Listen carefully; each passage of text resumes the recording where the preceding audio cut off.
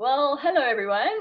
We are back here again with John Love, who's in South US, and my name's Pam Le Noury. I'm still in South Africa. We're all behaving during our lockdown, and this is the second talk with John. Last time we did a little bit on the garden birds that you might see across the UK this time of year. And today, John's going to expand slightly into the breeding habits of some of those garden birds and some more. So thanks very much, John, for your time again to rejoin us. And I'm looking forward to this next little birding session. Okay, nice to see you, Pam. So everything is still going well there in South US, I gather? Yes, and the sun is shining. I was going to try and get the computer outside so you could see the backdrop from my front door, but it got a bit complicated. I wasn't sure if the battery would last that long. So I know, so and also these books behind. Yeah, and then also it's sometimes the lighting, it's too bright, and then you're just a silhouette, and then there's that, you know, all those birds making all those noises, nature, hey? John, I noticed you have a Hebridean sky jacket on there. Very nice, being godfather of the Hebridean sky. Yes, I thought that in your honor, Pam. Great, cool, thank you. All right, so should I cross over to your bird collection right away? Yep, let's go for it. Okay, so I see you started off for us today with the chaffinch. Yes, last time we ended with the house sparrow, and I mentioned a phenomenon which is actually called sexual dimorphism, where the male and female look different. And this is a female chaffinch, which I'm sure a lot of you see at your bird tables. Overall brownish plumage, but still with the white flash and white outer tail feathers. But the male, when you see it, is next. Having a technical glitch. There we go. Go ahead. Okay, yeah, you can see the male is much more brightly colored, much more handsome bird, dare I say it. So that's an example. It's known as sexual dimorphism. And notice it's in full song. The next one shows a blackbird, which also displays sexual dimorphism. The male is black, as its name suggests, with a bright yellow beak, and the female is quite a dull brown color. Now, at this time of year, it's rather a good time, especially in this time of lockdown, that to get up early and listen to what's known as the dawn chorus. And funnily enough, the blackbird is often the first bird to start singing. And this coming Sunday, as we film this, the first Sunday in May is, since 1984, being recognized as the International Dawn Chorus Day celebration. So it's worth getting up about half an hour before sunrise, and it keeps a peak right through until about half an hour afterwards, maybe longer. So John, John has referred me to this Wikipedia page. I can just go over to that. Oh, hang on. So here we go. It's on Wikipedia as Dawn Chorus. And should I play that now? Yeah, let's do that.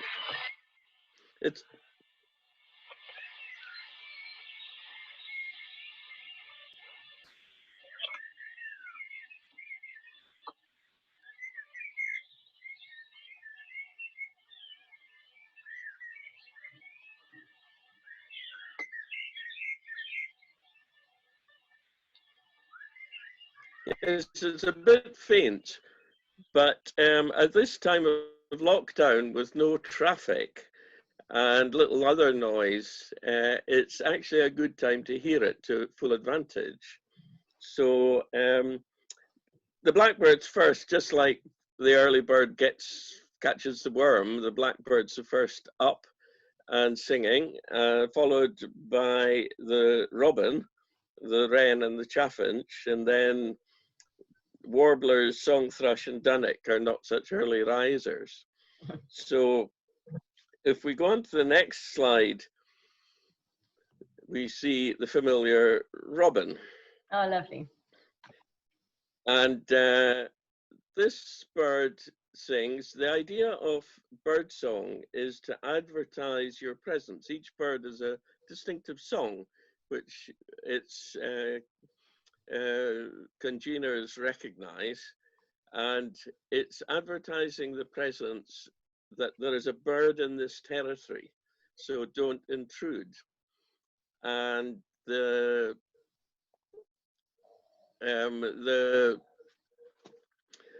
don't intrude. And the robin is actually quite a pugnacious little bird. You wouldn't think so. It's unusual in that it holds territory throughout the year, and only in times of extreme weather does it allow others in to share the food.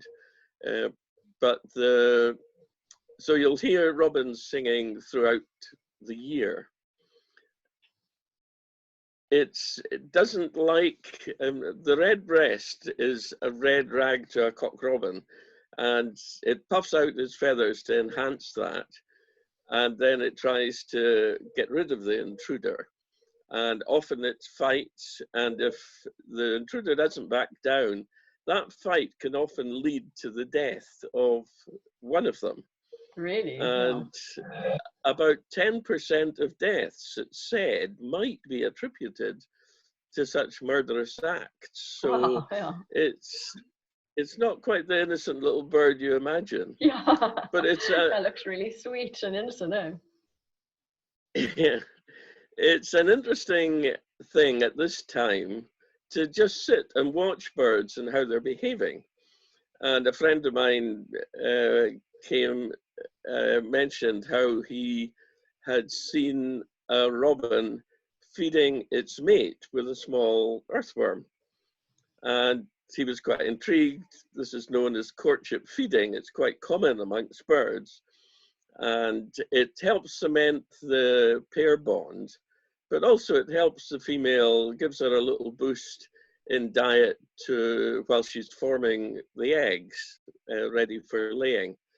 So courtship feeding is quite an interesting and rewarding consequence of just sitting and watching.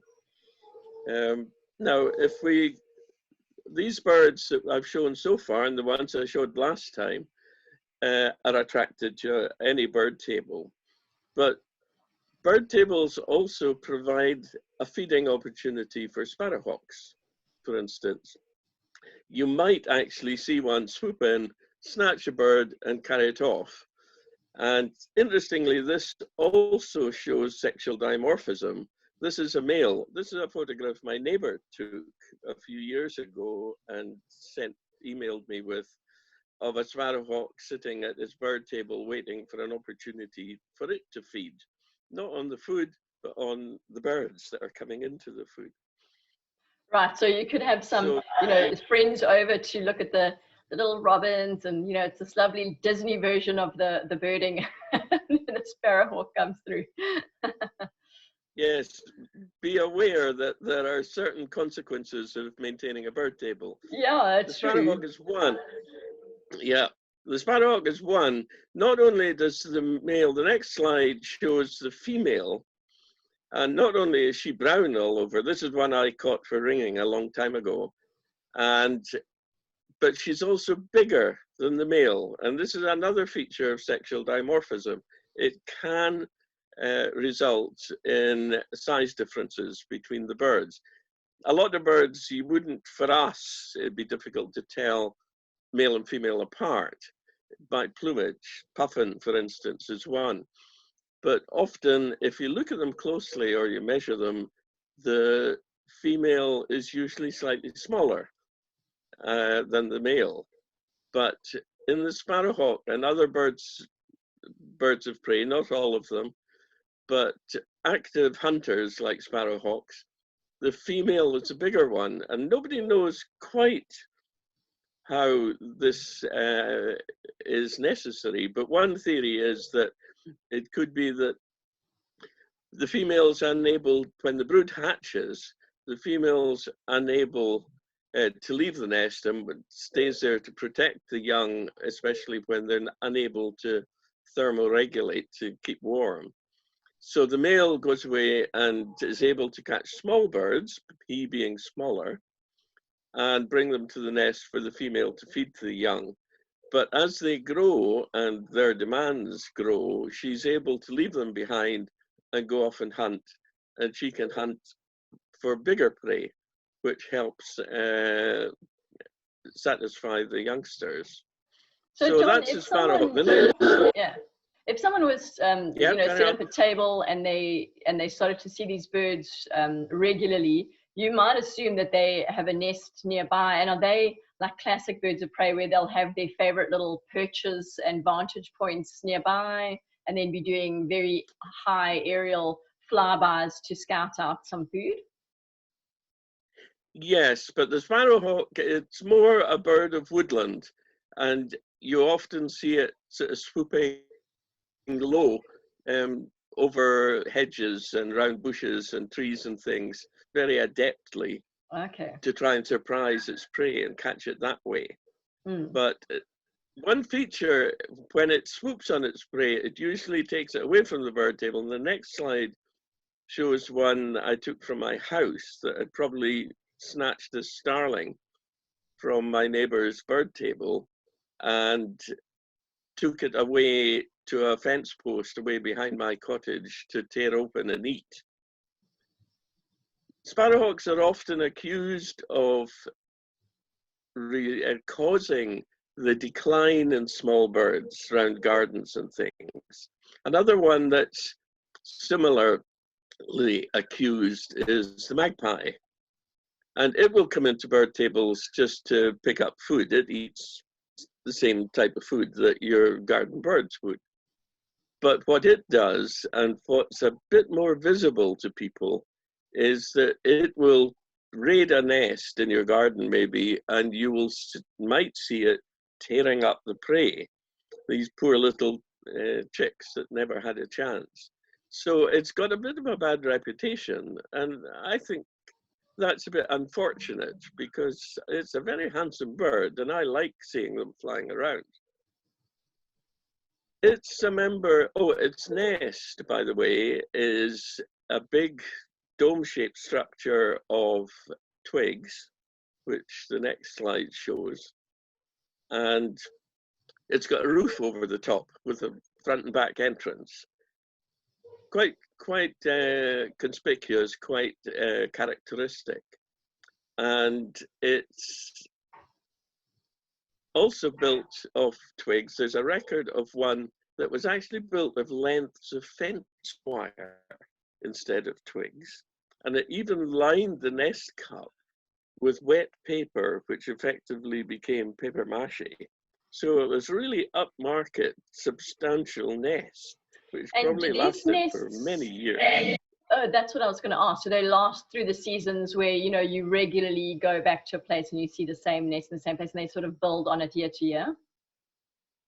Yes, some of them will do that and repair the nest ready in the early spring, ready for the current breeding season. Sometimes they might have different nests. If they fail, they might be tempted to go off and try somewhere else that might be a bit safer. So it's quite a good strategy not to be too consistent from year to year. But many birds do come back to the same nest. Now, the magpie is one of a group known as the corvids, not COVID, but corvid. And the next slide shows other crows or corvids that will come into your nest, your bird table or bird feeder. This is a jackdaw, smaller than, well, no, about the same size as a magpie, but it's black with this gray hood and a nice silver eye. Compared with the carrion crow, which is bigger, that's this one, which is all black, and that's one you'll see in the south and Thanks, John. Yeah, that's of nice England. to see the two next to each other. Yeah. Up here, where I am, the north and west of Britain, especially the Hebrides, carrion crows merge into the next slide, which is a hooded crow, which has got this handsome waistcoat, grey waistcoat.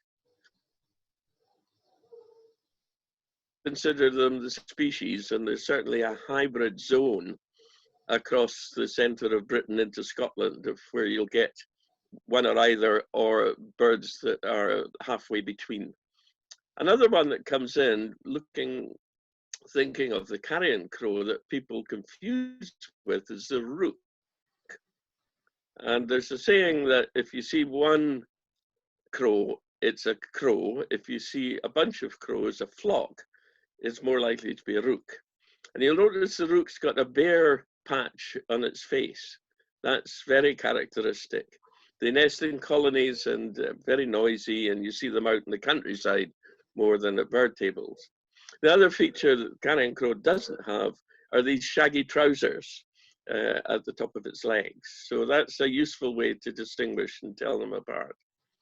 I'm going to just go back there. So carrion crow, yeah, okay, you can see bare legs. Hooded crow, that's not obvious. the photos don't necessarily show it, but yeah, but it's yeah, the rook can look a lot more. It's a good way to tell them apart. Next slide, I thought.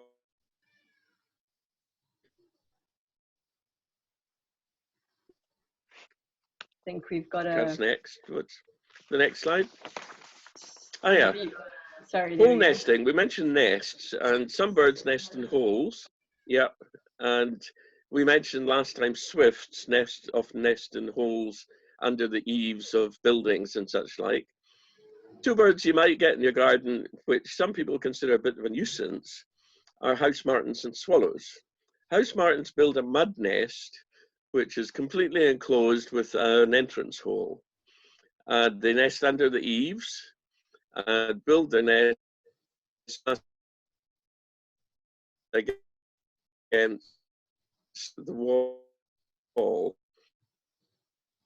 If you go on to the next slide, swallows are similar in that respect. And they build an open nest. Yeah. But can Sorry, John, I think mess. there was a very slight technical like lag in the internet there.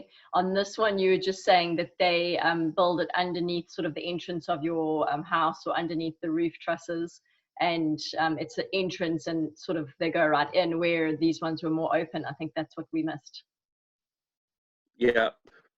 If you go back to the house martin for a second, the mud nest, you can see it there. That's the eaves of a house above. And just below that, you can see the hole, the entrance hole. Okay. And then, of course, the swallow, as we've said, is an open nest.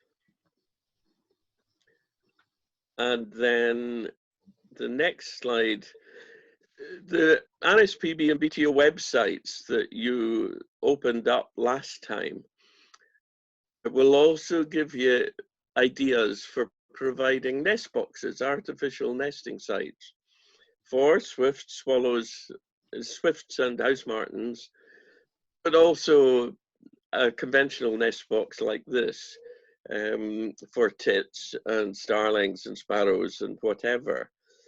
And when I took this photograph, I quickly realized that really you need to photograph the bird coming out, or else you just get a photo of its backside as it disappears in the hole. Yeah. So John, and the idea of these house boxes, sorry, is because you were saying that some people find the nest building is quite a nuisance, quite messy, maybe attracts insects. So this was a little bit of a cleaner approach that would make people more favorable to the birds nesting in their house. Yes, it often tends to be droplets of mud, mouthfuls of mud that they come to build the nest that might fall on your path underneath. And then the droppings. You might not get away from the droppings, but let's face it, it's rather nice to have lodgers like these little birds nesting under your eaves. So these are hole nesting birds, and the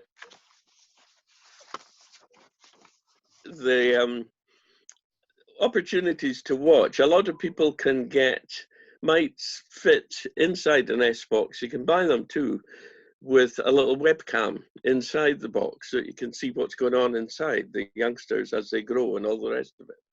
So it's something that you can feed into your computer inside the house of birds that are nesting outside. John, I have to tell you a funny story from a mutual colleague of ours. I know a lot of people also know Colin Baird, and they had a live webcam where he lives in BC in Canada, and they had this live webcam of a nest of a bald eagle. And everyone would log on and, you know, check on the bald eagle every day or a few times a day, or just even leave it running in the background. And apparently the internet broke one day when it was just, you know, like overrun with people coming to look at this bald eagle, because apparently it had picked up someone's cat, and it was just carnage. And this is sort of a common thing, but it was obviously just this horror moment where someone's like, they've got someone's cat, and then everyone was logging in to see if it was their cat. So gosh, I mean, all kinds of interesting carnage occurs, as you see, as you said, even with the little small innocent birds, and certainly big birds of prey like that, when you get these webcams or critter cams going. Yes, that nest, I saw it. It was in Colin's late mother's garden at the top of a tall tree, and they used to say, oh no, they don't take cats, but Colin would occasionally find a collar or something when he's mowing the lawn underneath. yeah, you're getting more than what you bargained for with these critter cams sometimes. Shame. I wouldn't have been happy if I was a cat owner in the area. Mm-hmm. Well, these nest boxes can often be taken over by things like house sparrows or even starlings, depending on the diameter of the nest hole. And I was fortunate a few summers ago to have a starling nesting nearby. I think the next slide shows it was in an electricity junction box on the ground. And I was able to just lift the lid every few days to check up on what was going on inside and taking photographs of what's going on inside. So the next few slides will just show the starling. It's actually a very attractive bird. This is a male in full song, and very attractive sheen to its plumage, etc. Quite a smart bird. And when it's singing again, it gets really excited. And the next slide shows that this is it getting really worked up. And this was actually taken, this is a different nest that was outside my window, and I took this photo through the window of a starling in full display, trying to attract a mate. And the next slide, that's him. Both sexes will incubate, and that's him incubating inside the electricity junction box. So again, a few days later, lays a clutch of 4 to 6 eggs, pale blue eggs, which the next slide, there we go. And the nest is of dried grass. And it's a salutary thought at this time of lockdown, when you're not using your car very much. And if you have starlings active in your garden, they sometimes, and it's happened to me once, build a nest under the bonnet of your car. They'll get in the wheel arch and build a nest. And a lassie I know up the road was actually driving along when her car burst into flames. Fortunately, she was okay, but under the bonnet, unbeknownst to her, a starling had built its nest of dried grass, which, as the engine heated up, burst into flames. So it's something to be aware of, particularly when you're not using your car much at this time. And there's so and then when much they hatch, more. so much more birds out and about, so much more animals taking over the streets. You see so many videos whilst everyone's in lockdown of these animals, you know, coming out in the cities and appearing in places they wouldn't normally, which is quite nice. But as you say, it comes with its cautions that you need to be careful of things like that. Yes, indeed. Another thing, going back to the eggs for a second, that people might notice in their gardens is a pale blue egg sitting in the grass. And people always thought, well, it's a starling, and the female must have got caught short before she got back to the nest to lay it. But a friend of mine made a big long-term study of starlings in the south of England, and in nest boxes, and he was marking each egg as it was laid.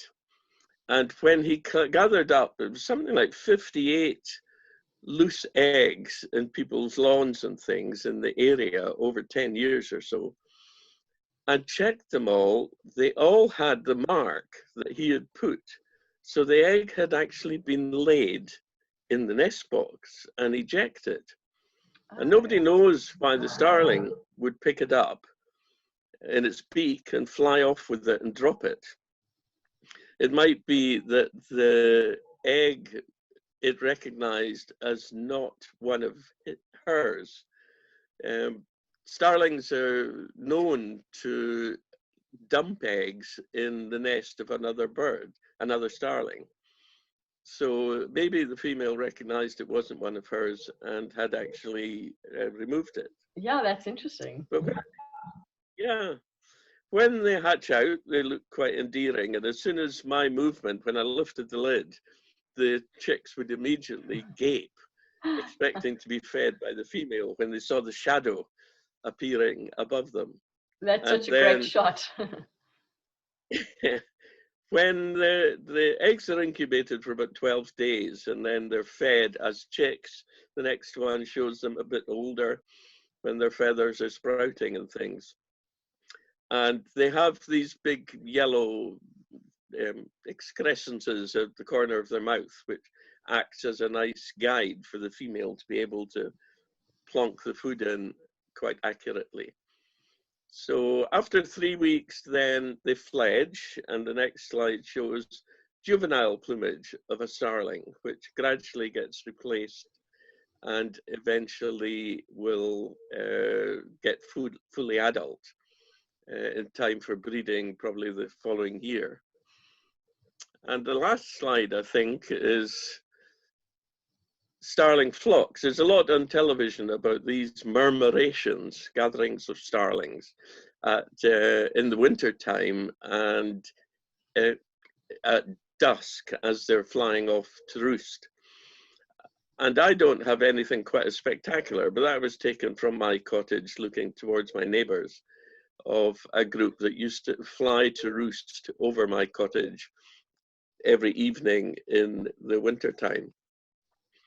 So starlings can live, probably the juvenile might be, if it's lucky, because the mortality rate's quite high, the juvenile might live 2 or 3 years, perhaps, a normal starling, but there has been one ringed, which was 21 years old. So if they get past the worst, then they can live quite long lives, which you don't expect from small garden birds. No, like that. That's really long-lived for a small garden bird. That's amazing.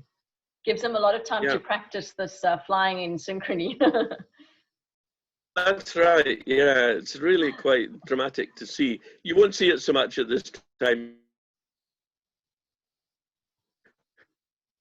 because they're breeding from your garden, but hopefully you'll be able to go out and about and find famous murmuration areas like piers and the seaside are often a good place and such like. Okay. But there's great things of as you say, the maneuvering of birds like that. Starlings are renowned for it. Yeah, that's lovely. Sorry, John, we had a slight lag in the internet there again, but I think we got the gist of what you're saying about the murmurations having to be out and about to try and find them at the more popular spots. That's so nice, Yep. John. I really appreciate that little extra piece there on the breeding habits of some of the garden birds. I'm sure loads of people will be very interested to watch that and learn a bit. And it's also so nice just hearing it from you and your lovely voice. So I think everyone will appreciate that. Okay, it's a pleasure. Enjoy the rest of your day, and thanks very much for your time. Yeah, and you, Pam. Okay, Bye. bye.